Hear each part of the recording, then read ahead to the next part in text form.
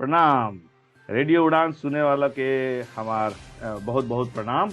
तो हम धन्यवाद दे चाहतनी रेडियो उड़ान और दानिश के, जो कि द स्पेक्ट्रम और ऑटिज्म टीम पे बहुत अच्छा अच्छा काम कर रहा था। मतलब इतना अच्छा काम कि कुछ भी बोलल जाऊ कम पड़ जाए। और आज हमरा ये मिलल बा कुछ बात करे के समाज के सामने ये बहुत ही इम्पोर्टेंट टॉपिक लाके सबके समझावे खातिर कि आखिर ह क्या एकरा में कैसे माँ बाप के कुछ ज्ञान दे सके हमनी के, कैसे जो समाज के लोग बाड़न सा, अगर कोई भी बच्चा एकरा में बाटे स्पेक्ट्रम में चाहे ऑटिज्म में, ओकरा कैसे हमनी के साथ दे के साथ लेके चलते। तो एक हमनी के श्रृंखला करत तनी सब एकरा में जो बा आंचलिक भाषा में जितना भी माता पिता बाड़न सा जेकर बच्चा ऑटिज्म बाटे उनकरा बताए चाहत नहीं सर कि ओकनी के का करल हंस, कैसे अपन बच्चा के पढ़ल हंस, कैसे समाज ओकनी के साथ देले बाटे। और बहुत सारा आंचलिक भाषा में, पूरा भारत के जितना भी आंचलिक भाषा में हो सकता कोशिश करल गई बा कि एकरा में समाज के मेंटर पेरेंट डिसेबिलिटी एक्टिविटीज और जितना भी एक्सपर्ट बाणन से ओकरा साझा करके और सामने पेश करल जाता तोहरा लोग खातिरा कि तू लोग के अगर बाटे कोई समाज में बच्चा आस पास, चाहे तोहर खुद के बच्चा अगर एकरा से बाटे एकरा में ऑटिज्म में चाहे स्पेक्ट्रम में, तो कैसे संभाल के अच्छा से नॉर्मल बड़ा कर जा सके। बहुत जल्दी ही एक मातृभाषा दिवस मनावल जाई, ओकरा में हमने की प्रमोट करतनी था अलग अलग भाषा, अलग अलग कल्चर ओकरा में, और जितना भी तरीका बाटे स्पेक्ट्रम के चाहे ऑटिज्म के जो बोलन जाला ओकरा एक साथ ला के बड़ा ही प्यार से सबको के समझावल जा। और इस साल जो बाटे एकरा में हमनी के मनाओ तनी सकी कैसे जो बाटे पेरेंट के एम्पावर करल जाओ, कैसे ओकनी के जो बाटे ज्ञान बढ़ावल जाओ, ताकि बहुत लोग नइखे जानत रहन था। और नइखे जाने के वजह से जो बाटे जो बच्चा बाटे, जो प्यारा सा बच्चा बाटे समाज में जो बहुत ही अच्छा होलन था, भगवान के रूप बाणन था, ओकनी के कैसे लेके चलल जाओ। तो हमारा नाम है अमूल्या, हम पटना के हई, वहीं से पढ़नी लिखनी बड़ा होनी और फिर वहाँ से निकल के MBA करनी, और बाद कॉर्पोरेट वर्ल्ड में करीब 25 साल से काम करत हनी। अभी हम मानव संसाधन प्रमुख टीम कंप्यूटर्स के बतौर काम करती हूँ। से पहले HCL जैसा बड़ा कंपनी में, सैमसंग जैसा बड़ा कंपनी में काम कर ले। लेकिन ये जो आज हम तोरा सामने आइल बानी एक बहुत ही दोस्त और एक शख्स के लेके, जेकर बच्चा जो बाटे स्पेक्ट्रम और ऑटिज्म जर्नी में बाटे, वो हमार दोस्त भी है, करीब 25 साल से हम जानत नहीं, ओकर बच्चा के जानत नहीं। तो हम चाहत नहीं कि ओकरा से बात करके जो बात तोहरा तक ले जाए, ताकि तोहरा और समाज के ये पता चले कि वो बच्चा के कैसे संभाले के बाद। तो आवा हम तोरा मिलाओ तनी अपन दोस्त और बहुत ही एक अच्छा इंसान से, जेकर नाम है संदीप कुमार। संदीप कुमार जी नमस्ते। प्रणाम। नमस्ते। प्रणाम प्रणाम। हाँ, ठीक बाटे और धन्यवाद ये रेडियो उड़ान पे आवे खातिर। और दानिश जी जो हमनी के बोलले बाड़न के आके इसका बारे में समझाइल जाओ। तोरा तो हम 25 साल से जानत नहीं, एक साथ हमनी के पढ़नी सा, ओकर बाद काम भी करनी सा, साथे रहनी सभी, ओकर बाद आदि भइल, और आदि के भी हमनी के करीब 10 साल से देखत नहीं था। तो हम चाहत नहीं कि थोड़ा सा तू अपन बतावा अपन बारे में और अपन जर्नी के बारे में, आदि के लेके बतावा कि क्या क्या तुम्हारा एक्सपीरियंस भइल बा, और क्या जो एक्सपीरियंस जो बाटे कैसे माँ बाप के जो बा तू बता सकेला, ताकि वो अपन बच्चा अगर बाणन, अपन बच्चा हो चाहे वो समाज के बच्चा हो चाहे आस पड़ोस में हो, कैसे ओकनी के सेवा कर सके और कैसे ओकनी के साथ लेके चल बतावा। धन्यवाद अमूल्या। तो बहुत बढ़िया टॉपिक बा ही। तो हमरा तो मतलब कि दिन रात हमनी के यही के बारे में सोचत रहे नहीं सर। नमस्कार श्रोतागण। हमार नाम जैसे अमूल्या बतला संदीप कुमार है। हमारे एक लड़का बा पर नाम आदित्य कुमार। आदित्य अब 10 साल के हो जाए इस साल जून में। और करीब जब वो 15 महीना के रहे तब हमनी के लगल कि वो बोलत नहीं के ठीक से, उमे मुंह से आवाज नहीं के निकलत, कोई शब्द नहीं के बोलत। तो जब हमनी जो अपन जो बच्चा के जो डॉक्टर होला ओकरा यहाँ गई नहीं है पूछनी कि भाई क्या है काहे होता, तो डॉक्टर बोलस कि आप एक एगो टेस्ट होला M-चार्ट टेस्ट, तो बोलस कि आप M-चार्ट टेस्ट कीजिए अपना, और उसके बाद जो स्कोर आई वो आके दिखाई। तो उस स्कोर लेके जब हमने गई नहीं सन तो कहलस कि आपका बच्चा को ASD है। तो हमने के बुझेबे ना कल कि ASD का होला। तो फिर कहलस कि आप घबराइए मत, ये इसमें आप जाके कोई जो विशेषज्ञ बनत उनका से दिखाई। तो विशेषज्ञ के पास जाए में ही हमनी के थोड़ा दिन लगे नहीं, कि काहे कि सब कोई जब बुजुर्ग रहे घर में और बाकी लोग अगल बगल के बोले लगल कि अरे एमे कुछ नहीं खे, हमहू 4 साल में बोले नहीं हो, 3 साल में बोले रहे, ऐसे में घबराए के नहीं खे, ये सब डॉक्टर सब पैसा बनावे खातिर करे लसन। लेकिन मन में अंदर से रहे कि ना ना कुछ तो गड़बड़ बा। तो फिर 2-3 महीना के मतलब पसोपेश के बाद चल गई नहीं डॉक्टर के पास। एक डॉक्टर बड़ी बहुत अच्छा दिल्ली में, डॉक्टर कविता अरोरा, उनका यहाँ जाके और जब हमनी के दिखाई नहीं सन तो कुछ और टेस्ट लिख ली, जैसे एक बेरा टेस्ट होला, उसे ही पता चलेला कि जे कान में बच्चा के दिमाग माने कान में जो आवाज आता है वो बच्चा के दिमाग तक जाता कि ना। और बहुत सारा टेस्ट उस्ट करके और बच्चा के आदि के देख के और कहली कि ना इनका तो ESD है आपका बच्चा। तो ओकरा बाद फिर असली यात्रा शुरू भई। कहे कि पहले का वाला कि जब पेरेंट के तरह आदमी सोचेला कि हमार बच्चा सबसे अच्छा बा, आ एकरा काहे हो गई, आ हमनिए के यहाँ काहे ऐसे हो गई।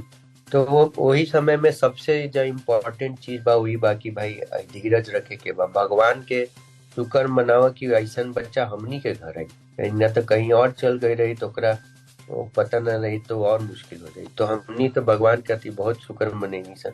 ओकरा बाद ओकर इलाज शुरू हुई। हम ना कह कि इलाज मतलब कि विशेषज्ञ के पास जाके पहले ओकर स्पीच थेरेपी पे काम भइल ताकि वो बोल सके, पहले बोल ही ना हाँ सकते। संदीप जी, हम एक थोड़ा सा एक पूछे कि बड़ा एक अच्छा चीज बोला है कि भाई कि शुक्र मनाओ भगवान की तू ये अच्छा बच्चा भेजलन तोहार घरे। तो भगवान बच्चा तो सब भगवान के स्वरूप होला। तो हम थोड़ा से पूछे चाहत नहीं कि जब इस तरह डॉक्टर बतैलस तो तोहार घर में फिर कैसन थोड़ा लोग रिएक्शन करलस, चाहे तोहार जो पत्नी रही है उनकरा कैसन लागल। हम जानते नहीं तोहार एक बेटी बाटे वो तो ठीक बा, तो ओकरो बारे में बतावा। हो सकता है कि बहुत सारा हमारे श्रोता हुई तो ओकनियों के ये भइल हुई जब उनका पता चलल हुई। तो तू तो जानत रहा कि बिहार जैसा प्रदेश में चाहे उत्तर प्रदेश जैसा प्रदेश में कैसन कैसन लोग होलन से कुछ कुछ बोलेलन से, तो थोड़ा सा ओकरो पर थोड़ा सा चर्चा करी। तो जैसा कि हम बताइए, मुझे बहुत सही क्वेश्चन पूछला कि शुरू में तो सब कोई थोड़ा दुखी हो गई कि भाई ये हमारे ही यहाँ काहे हो गई, और एमे कुछ सही में कुछ बा कि और दोस्तों डॉक्टर से दिखावल जाए या कुछ दिन रुक जाइल जाए इलाज करे से। पत्नी हमार थोड़ा परेशान तो भइली, लेकिन हिम्मत करके हमनी के बोलनी सन कि अभी मतलब दुखी होए से अच्छा बा कि जे भी एमे हो सकेला। और हम करीब बताओ तनी आज से करीब 8 साल 9 साल पहले के बाद, वो समय हम दिल्ली में रहनी, नोएडा में, तो यहाँ भी बहुत ज्यादा सुविधा ना रहे। एक एक करके पूछ पूछ के कि कहाँ बा क्या बा, मतलब कोई जानकारी ठीक से ना मिले। कोई कहे कि डॉक्टर के पास चल जा, कोई कहे कि वो डॉक्टर के पास चला जा। लेकिन हमनी के थोड़ा सा एक डॉक्टर पकड़ के और जे हमनी के डॉक्टर बोले रहे बच्चा वाला डॉक्टर कि इनका पास जाई, और वो जे आगे सलाह दिली कि ऐसा ऐसा जगह में थेरेपी हुई, वहाँ जाके जैसे स्पीच थेरेपी करती। पहले तो है कि भाई अपना डेली के रूटीन में से तारा टाइम निकाले के पड़ी, काहे कि तू नौकरियों करत रहा, हमार पत्नी भी नौकरी करेली, और में से फिर टाइम निकाल के थेरेपी कती ले जा। तब फिर वो बच्चा कती मतलब थोड़ा सा देखे तो पड़ी कि भाई बच्चा अगर नहीं खे बोला तो अगर सब नीड तो पूरा होता कि ना। तो ये मामला में हमनी के बहुत भाग्यशाली रही सन कि अमूल्य तू वही जे रह अब वही सोसाइटी में, तो सब मिलजुल के सब कोई साथ दे के और बहुत बढ़िया ये चीज हो गई कि प्रायोरिटी यही रहे कि भाई बच्चा के जे चाहिए, जे भी थेरेपी के चाहिए, जो भी क्लास व्लास में जाए के बाद वही हिसाब से अपना जीवन के रूटीन बना के और धीरे धीरे करके पहले तो स्पीच ठीक हो गई। स्पीच ठीक हो गई ओकरा बाद ऑक्यूपेशनल थेरेपी में बहुत सारा जो मोटर स्किल ना डेवलप हो रहे, स्लो लर्निंग के जो भी दिक्कत है सिम्टम वो सब ठीक हो गई। करत करत अभी तो आदित्य अभी क्लास चौथा में पढ़ा था और अब बहुत बढ़िया हो गई बा इन द सेंस की वो अपना से कीबोर्ड बजावेला, कराटे करेला, अपने से साइकिल चलावेला, स्केटिंग करेला। और सबसे बड़ा बात ये बा कि इस तरह के बच्चा में कि ओकर एक बहुत विशेष गुण होला जो कि लगेला कि भाई चला ओकर सोशल स्किल नहीं के ठीक डेवलप भइल, बट ओकरा कुछ कुछ ऐसन विलक्षण बुद्धि बा कि ओकर मेमोरी बहुत तेज बा। कोई कोई चीज देख ली तू तो जानते बड़ा, कोई भी चीज देख ली हाँ तो ओकरा तुरंत छप जाला दिमाग में। हाँ हाँ, तो हम तोरा बतावे चाहती श्रोता लोग कि देखा ये जो छोटका बा हमार आदि, तो ओकरा हमने के करीब 10 साल से जानत तनी सा, देखत तनी सा। तो जब वो 2-3 साल के रहला तो उ ना 3 या 4 साल के रहला तो सा मोबाइल देखे के शुरू करला सर। अचानक से हमने के पता चलल कि तो स्पेनिश सीख ले बा। हाँ, 1 2 3 4 पूरा स्पेनिश में गिना था। दूसरा चीज ओकनी के हमने देखनी से कि कुछ भी देखेला चाहे केकरो से कोई डेट पूछ लेला तो पूरा याद रहेला। तो हमनी के तो बस हैरान रह गई सर कि भैया इतना तेज बुद्धि बा, खाली थोड़ा सा ओकर चैनलाइज करे के बा हनु। तो हमनी के देखले बानी से कि कैसे जो संदीप बाणन और ओकर पत्नी बाड़ी, मतलब 10 साल से लगल बाड़ी और 3-4 साल जो मेहनत करलन, डॉक्टर के पास ले गेलन, चाहे जो समय दिलन, जो संदीप बाबू बतैलन है, तो ओकरा से कितना ज्यादा बच्चा के फर्क पड़ल बा। तो संदीप हम तरह से पूछे चाहते नहीं कि जो ये सब नया जो माँ बाप बाणन सा, अब ये तो देखा भगवान कुदरत के करिश्मा हाँ, चाहे भगवान के देन हाँ, जैसे बोले जाला केकरो घर में आवेलन था। लेकिन सब माँ बाप एक ना जिस तरह से तू और सुप्रिया देला लोग और ओकरा दम अच्छा से पल डॉक्टर के पास ले गेला, समय देला, तो जो नया माँ बाप बाड़न से ओकनी खातिर तोरा का थोड़ा बाटे कि कुछ बता सका कि अगर ओकनी के घर में बा तो कैसे ओकरा देखे के बा, कैसे थोड़ा सा पाल पोस के बड़ा करेगा। काहे कि हम देखले बानी कि कभी कभी गुस्सा भी हो जाता लोग, तू लोग चाहे फिर ओकरा ये भी बा, लेकिन इतना करे के बाद अभी 10 साल के बाद पूरा एकदम पूरा चेंज कर गेला लड़का, तो एकदम ही नॉर्मल हो गेल बाटे। तो थोड़ा सा बतावा माँ बाप खातिर। तो ये अमूल्य बहुत सही सवाल है, बहुत अच्छा सवाल कैला। हम अभी भी जैसे कि कोनो थेरेपी क्लास में जाए नहीं, तो वहाँ देखे नहीं कि बहुत सारा पेरेंट्स है कि जेकरा भी तुरंत पता चलल बा कि ओकरा बच्चा के कुछ ऐसे न्यूरो डाइवर्सिटी के चैलेंज बा, तो वो लोग बहुत परेशान रहेला। लोग बहुत लोग कहेला कि यहाँ भी लेके नहीं, वहाँ भी लेके नहीं, कोई फायदा नहीं के होत। तो ये में सबसे बड़ा बात यही बा ना कि ये सब चीज एक दिन में तो ठीक होई ना, एमे बहुत टाइम लगेला। तो धीरज रखे के सबसे ज्यादा जरूरी बा।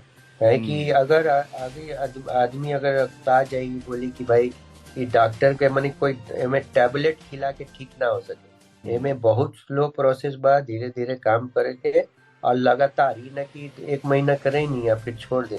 और एक ही थेरेपिस्ट पकड़ के ओकरा साथ करे से ज्यादा फायदा होला। काहे कि फिर वो जो एनवायरनमेंट में बच्चा काम करेला ओकरा एक मतलब वही हिसाब से वो सेटल हो जाला।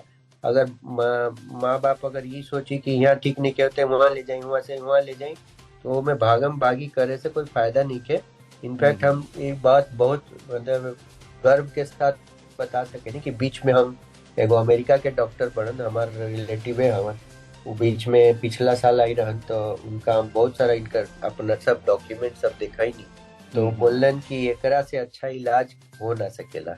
अमेरिका में लोग सोचेला कि एकरा में बहुत अच्छा इलाज बा, बोलन कि एकरा ये जे तू लोग करत रहा लोग जो प्रोग्रेस बा हिसाब से एकरा से अच्छा हो ना सकेला।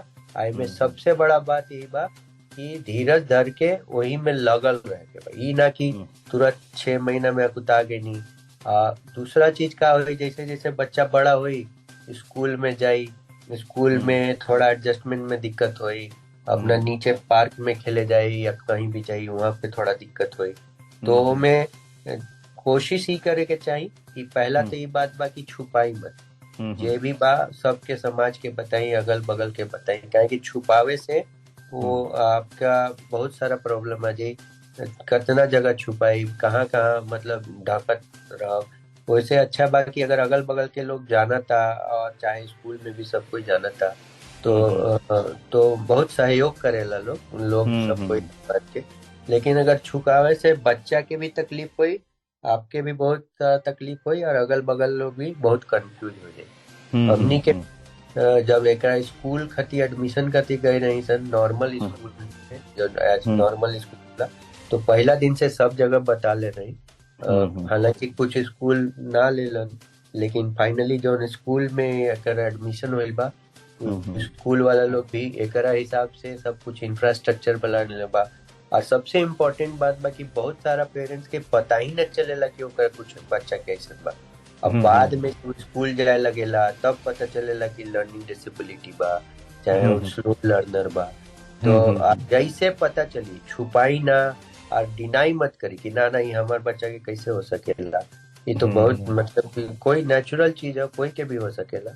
और हम्म सबसे बड़ा बात तो ये बा कि हर पेरेंट्स के धीरज रखी और सबके बताई, सब कोई हम्म सहयोग करी, उनमें से हम्म। लजाए के नहीं के बचाए के नहीं के। हाँ तो जैसे तू बताइला तो दो चीज हम थोड़ा सा पूछे चाहत नहीं फिर से। एक तो बाटे हम्म, कि बहुत सारा जो हुयन पेरेंट लोग माता पिता जेकर बच्चा ऐसे न, तो बहुत बार ऐसा होला कि उ बचवा के घरे में रखले रहेलन स कि अरे बाहर ना भेजे, उ का बोली तो हाँ ओकर माई का बोली, चाहे लइका सब का बोलियन स, लइका सब चिढ़ैयन स। तो एकर बारे में थोड़ा बताइए कि ई तू कैसे हैंडल करला। दूसरा कि स्कूल में जब भर्ती हो गई तो जैसे बतैला कि नॉर्मल में ना भई, चाहे बाद में नॉर्मल में भई, तो स्कूल में जाके सबके बताए के ओकर दोस्त लोग कैसे ओकरा संभलन स, चाहे अब पढ़त रहन स, बहुत सारा आजकल तो स्टेज पे भी शो करेला और एकदम अच्छा से करेला। तो ये दो चीज बताएं काहे कि बहुत सारा पेरेंट्स हुई हैं, चाहे माता पिता जेकर बच्चा अगर ऐसा निकलल हुई चाहे बाद में पता भी चलल हुई तो घरे में रखल रहेला कि ना एकरा घर से बाहर ना भेजे, कुछ हो जाए, लोग का कहियन स, दोस्त लोग का कहियन स। तो एकरा पर थोड़ा सा विचार अपन जरा बताएं। तो अमूल्य, ये बहुत ही मतलब महत्वपूर्ण प्रश्न बा। काहे कि बहुत सारा हम भी देखे नहीं कि अभिभावक लोग के, पेरेंट हम्म लोग के कि हम्म ये भावना से ग्रसित बा लोग कि हम्म बाहर वाला के पता न चल जाओ। तो जैसे कि हम्म हम पहले बताइनी, हम्म सबसे पहला चीज तो ये बा कि ई छुपावे के नहीं है, हम्म सबके बताई। हम्म और दूसरा उससे बगल अगल वाला, स्कूल वाला सब कोई सहयोग ही करी। शुरू शुरू में अपना के अलग ही कि शायद वो चिढ़ावत है, लेकिन कोई आज के दिन में, आज के समाज में हम्म कोई चिढ़ावेला ना। बच्चा हम्म के अगर ना बतावल जाई तो हम्म ओकरा एडजस्ट करे में ज्यादा दिक्कत होला। हम यही देखे नहीं कि अगर हम्म बता के रखल बा तो बच्चा हम्म जल्दी एडजस्ट होला, अगल हम्म बगल के समाज भी साथ देला। लेकिन अगर हम्म ना बतावे से बच्चा के हम्म एडजस्ट करे में बहुत तकलीफ होला। दूसरा हम्म चीज क्या बा कि स्कूल में गई, तो स्कूल में तो जब छोटा बा बच्चा, तो जो हम्म भी बहुत सारा बच्चा ऐसा बड़ा सन जो कि अलग अलग तरह के बिहेवियर बा। एकर अलग बिहेवियर बा, कोनो बच्चा दिन भर रोते रहेला, कोनो बच्चा खूब मतलब खुश रहेला क्लास में। तो हम्म वो जगह पे मतलब ज्यादा विजिबल ना हो कि कुछ ऐसा हम्म बा। हम्म लेकिन अगर टीचर हेल्प ना करे, जैसे कि हमनी के जौन स्कूल में एडमिशन करैले रही सर, तो हम्म शुरू में टीचरे घबरा गई। टीचर हम्म पहले कहले कहे लगल कि भाई हमसे तो नहीं संभल रहा है। हम्म तो ओकरा साथ भी बहुत बात करके, प्रिंसिपल से बात करके कि एमे थोड़ा टाइम देवे के सब जरूरत बा, और हो जाई, धीरे धीरे एडजस्ट हो जाई। और हम्म मतलब कि अ, हार न माने के बाद, मतलब स्कूल से सबसे सहयोग अगर मिल जाला, अगर आदमी हम्म मांगे तो, और हम्म वही हिसाब से एडजस्ट होला जब बच्चा। हम्म लेकिन हम्म हाँ, अगर यही से ई सब से घबरा के आदमी घरे में रखी बच्चा, हम्म बाहर ना निकाली, तो सबसे हम्म बड़ा गलती बा। वो हम हम्म कहब कि कोई के ना करे के चाहिए। सबसे जरूरी बा कि राउर बच्चा जे बा वो कोई भी नॉर्मल बच्चा जैसन बा, ओकरो हम्म मतलब कोई ऐसा चीज नहीं है जे कि नॉर्मल समाज में ना जा सकेला। ऐसे हम्म ही सोचे ही के ना चाहिए। हमेशा जो भी मौका लगे, कहीं पार्टी में जाए के बा, कहीं खेल कूद में जाए के बा, हम्म कहीं अगर कोई परफॉर्म करे जाता कुछ, सब में भेजे के चाहिए।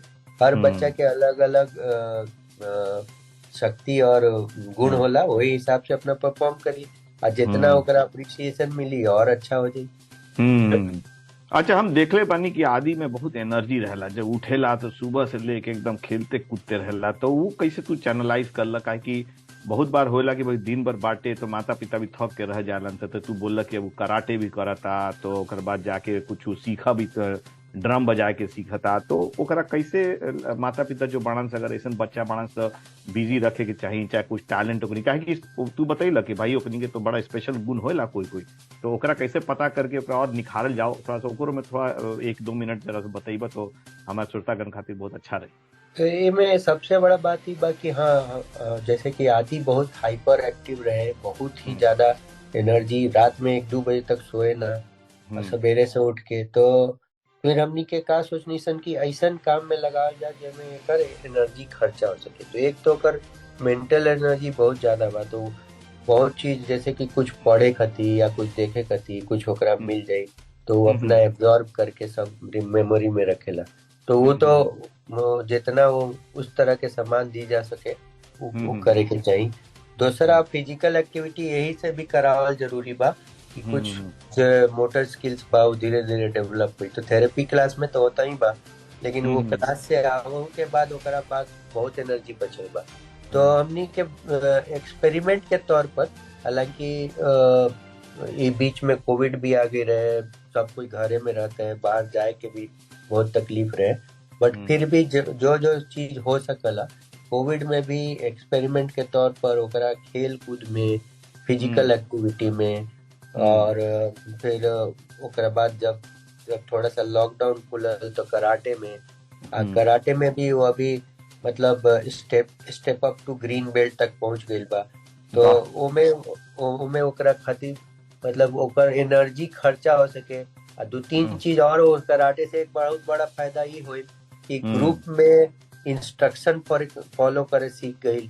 तो जौन जौन चीज जैसे बतावत है ना थेरेपिस्ट की भाई ये सब करे के बाद चाहे लगत है स्कूल वाला बोले, तो वही हिसाब से कोई भी हॉबी चुन के, जैसे कि अभी आजकल कीबोर्ड करा था, स्केटिंग करल था, तो ये सब चीज से होकर जे एनर्जी बहुत चैनलाइज होला। और मतलब कुछ भी जब जे भी तार बच्चा के लगे कि ओकरा अच्छा लगा था, जो में ओकर एनर्जी खर्चा हो सके। और कोई जरूरी नहीं है कि अब प्रोफेशनल क्लास में ही जाए, जेकर जैसन सुविधा बा वही हिसाब से खेल कूद में जरूर लगावे के चाहिए, जैसन भी ओकर सक्षमता बा वही हिसाब से कर। तो ओकर मतलब बाकी जितना बच्चा जो बच्चा के बीच में रही खेली कूदी और ई में रही तो वो बहुत और जल्दी से जल्दी तरक्की करी हमसे ना, जल्दी ओमे सोशल स्किल भी बढ़ला, ओमे इंटरेक्ट करे सीखेला। तो वो जितना हो सके वो अपॉर्चुनिटी देवे के चाहिए। हाँ हाँ। और हम और शालिनी जो 10 साल से जाना तनी से छोटा से लेके बड़ा, तो हमनी के जो एक दोस्त के नाते जो देखले मानी से कि जो आदि रहतला जब ग्रुप में रहेला तो थोड़ा अटेंशन सीख करेला, तो अगर वो ना देबा तो थोड़ा सा वो भटक जाला, थोड़ा बुरा मान जाला। तो माता पिता से हम यही बोले चाहे कि जब अगर कोई भी घर में पार्टी बा, चाहे कोई भी गेट टुगेदर हो गए, चाहे कोई अपन त्योहार वार बांटे, तो ये बच्चा के खुल के सबसे मिले दी, डांस करता तो डांस कर ले दी, गाना गाता तो गाना गाए दी एकदम, और कोई रोकी ना। रोके से का हुई कि फिर बच्चा के लगी कि काहे हमारे माता पिता रोकत हमरा एंजॉय काहे नहीं करे देते। तो एक तो जैसे बतैलन संदीप जी के भैया भगवान इतना प्यारा दिले बना, तो एक बड़ा दो कलियां के गाना एक याद आ गई हमार कि बच्चे मन के सच्चे सारे जग के चांद सितारे, ये जो नन्हे फूल है भगवान को लगते प्यारे। जब भगवान के लगत प्यारा तो हमनी के काहे ना लगियन, वो भगवान साक्षात हमनी के पास आइल बनन, तो उनका अच्छा से लेके मान के चला कि हाँ भाई आइल बनन कृष्णा जी चाहे राधा जी हमनी के घर में, ओकरा लेके चला, समाज में ठीक से रखा, पाला पोसा, जो ओकर बाटे मन के काम ओकरा करे द, खुल के बढ़े द, तबे जाके एक में निकली। बहुत सारा बाड़न सा तू लोग, बहुत सारा गांव में होयन लोग हुकबल लोग, तो एकरा में जुड़े चाहत रह तो एकरा से जुड़ सकेला। एक तो प्लेज बा, एकरा में आप साइन कर सकेला। ये बहुत इंडिया में बहुत सारा ऐसा बच्चा पढ़ान सा, तो माँ बाप से तू सीख सकेला। और जो समाज बाटे, समाज के भी ये सब बच्चा जो बड़न से अलग से ना देखे के चाहिए, देखे के चाहिए कि भैया बच्चा बाटे खेलता बढ़ता, और जो अगर कुछ ऐसा करता समाज के ओकर प्रति उठे के चाहिए, माँ बाप के साथ देवे के चाहिए, बच्चा के साथ देवे के चाहिए। तो संदीप जी जाते जाते कुछ और अगर फाइनल कुछ बोले चाहत रहे हमारे श्रोतागण से तो जरा बता दी। हम एक ही चीज बोलब कि ये सबसे पहला चीज कि घबराए की जरूरत नहीं है, और फोकस होके, बहुत लोग बहुत तरह की चीज बोली कि अरे मत करी मत करी, और बहुत सारा अंधविश्वास भी रही, तो वो सब से दूर रह के बच्चा पर फोकस करके ओकरा खातिर जे अच्छा से अच्छा हो सकेला, जैसा ना अपना पास सुविधा बा, हर आदमी के पास हो सकेला थेरेपिस्ट वो आस पास में ना हो तो खुद से सीख ली, क्योंकि बहुत सारा एक्सरसाइज जो थेरेपिस्ट सिखावा था वो खुद से भी सीख के घर पर के करावल जा सकेला। और सबसे ज्यादा जरूरी बा कि जितना मिली जुली अगल बगल समाज से सीखी, वो वहाँ थेरेपी क्लास में भी अगर ओकरा सोशल स्किल सिखावल जाता तो घर में सिखाई, अगल बगल में भी सिखाई, तो जितना लोगों से मिली वो भी थेरेपी है ओकरा। ओकरा साथ बैठ के खेली, ओकरा साथ बैठ के पढ़ी, जब सब हम्म, कुछ ओकरा खातिर थेरेपी है। तो हाँ, बिना घबराइले फोकस करके बच्चा पर ध्यान देके और हम्म, आदमी काम करे तो हम्म, कोई भी बच्चा अब नॉर्मल होई कि ना होई, कोई ये लक्ष्य नहीं के। हम्म, हर आदमी, हर बच्चा अलग बा।